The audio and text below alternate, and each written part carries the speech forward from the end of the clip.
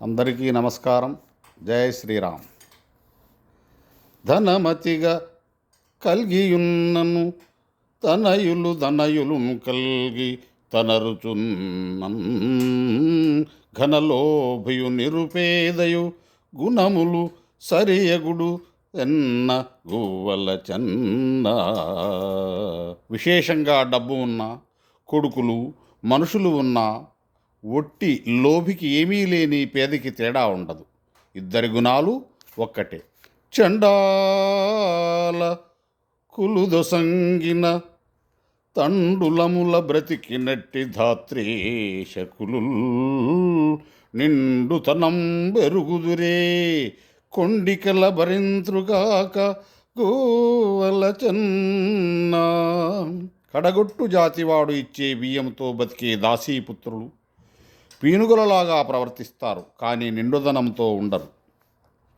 సిరిగలిగినంత బంధూత్కరములలో ఎవరు రారు ద్రవ్యాసూయ పరతాశాపరులై పడుగురు చూసింతుగంచు గోవల చెన్న. సంపదలున్నంత మాత్రాన్నే బంధువర్గములో ఎవళ్ళు రారు.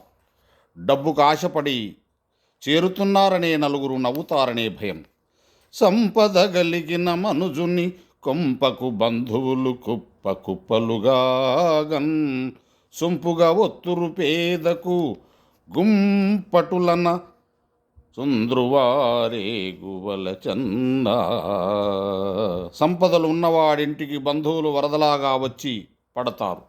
ఆ బాపతు బంధువులైతే పేదవాళ్లకు పచ్చి కుంపటల్లాగా ఉంటారు. నీచునకు ధనము గల్గిన వాచాలత కల్గి పరుషవాక్కులరచుచున్ నీచత్కృతి యగుచుమది సంకోచము లేకుండ దిరుగు గోవల చెన్న.